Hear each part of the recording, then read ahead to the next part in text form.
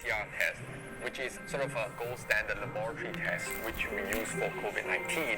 And this detects essentially genetic material that's present in the individual who is infected with COVID-19 when the person is in the infectious phase of the disease. When we tested both of them, the individual who had symptoms earlier, the one with the earlier onset of symptoms, and likely had spread disease during the 25th of January gathering, was actually negative on PCR.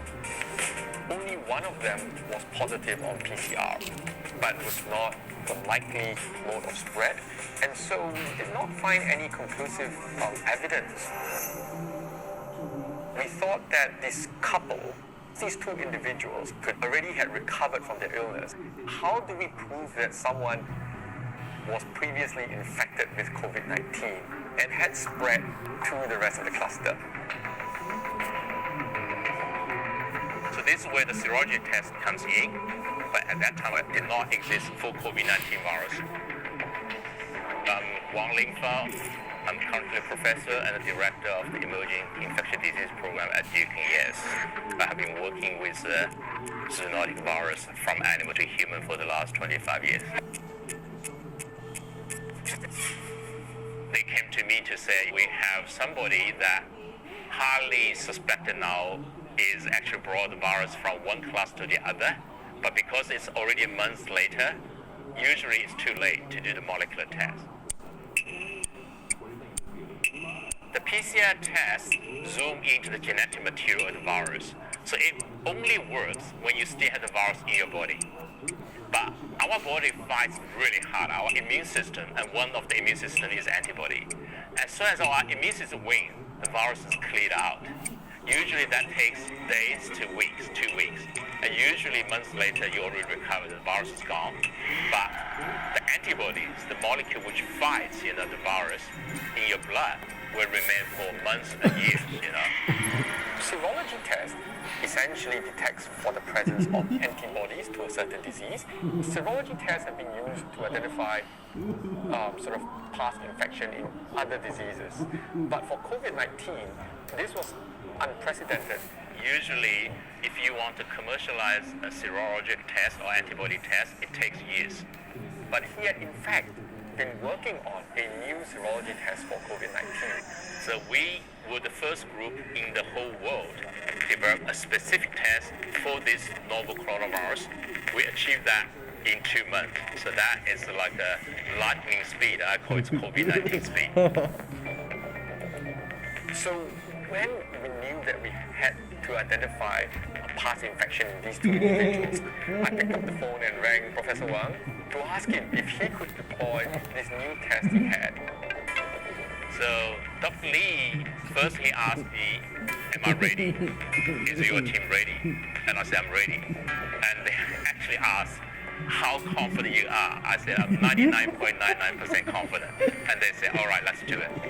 He was very confident that he had a serology test that was robust and that could identify a recovered COVID-19 individual. And then he said, great, we will send a sample to your lab. We will send a total of 4 samples, but we did not know whether all 4 are from same individual, 4 different individuals. In a research or diagnosis lab, usually people send a sample blinded so that you're not biased. So we did blindly.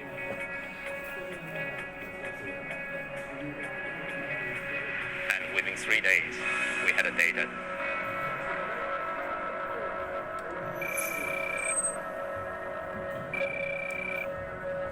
Professor Wang called me and said, I'm 99.9% confident that person had virus infection.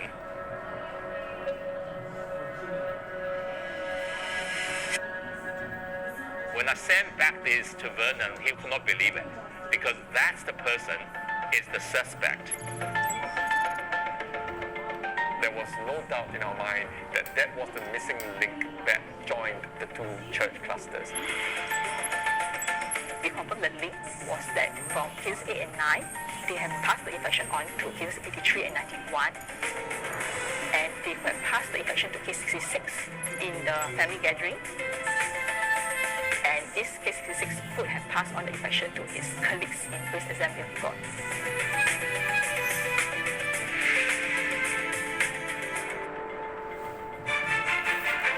In what is likely a world first, the serological test developed by Duke NUS Medical School uses blood samples that can detect coronavirus infections in patients who have recovered from the disease.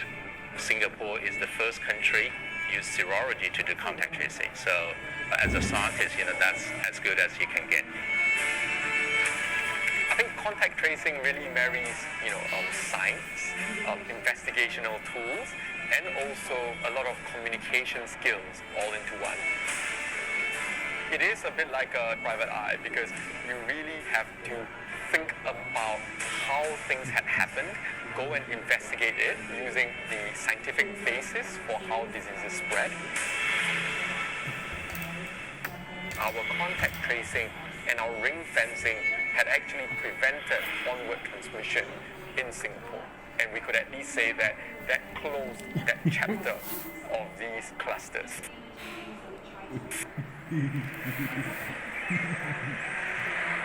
I think we were just glad that it's over.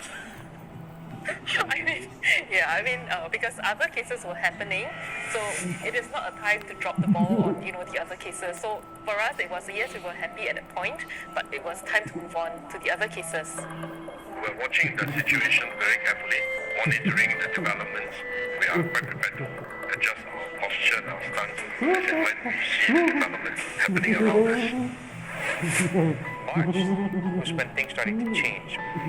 Singapore's coronavirus numbers have skyrocketed, propelled by a surge in infections among its migrant worker population. Because the virus was obviously outrunning contact tracing. We realized that we had to take a different tack.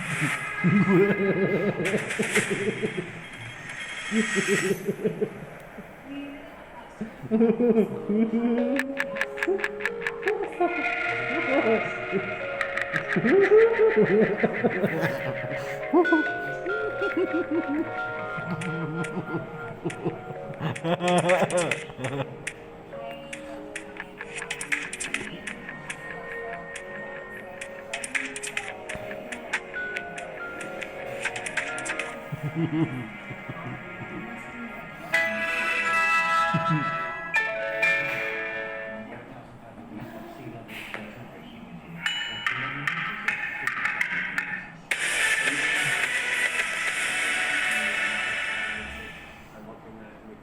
daily number of infections was going up from 100 a day to 1,000 a day.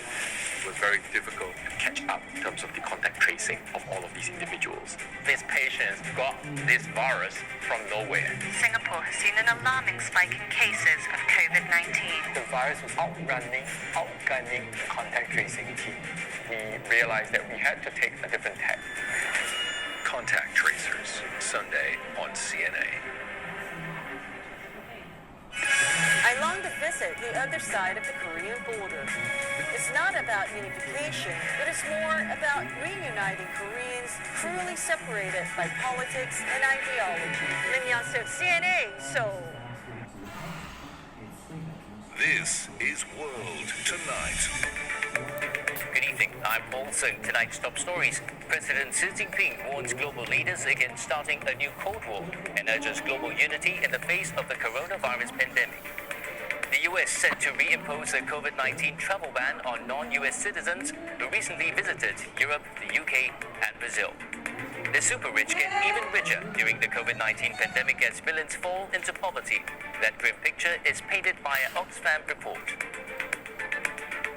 Australia suspends a travel bubble with New Zealand following Auckland's first local coronavirus infection in over 2 months.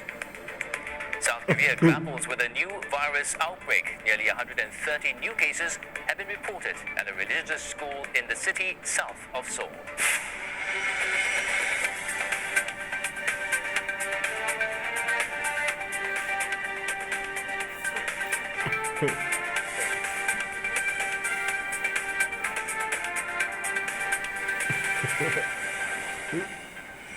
I'm Elizabeth Niu. Also tonight, China says the U.S. military presence in the South China Sea is not good for peace. 1,000 more bodies found 2 weeks after an explosion at a Chinese gold mine.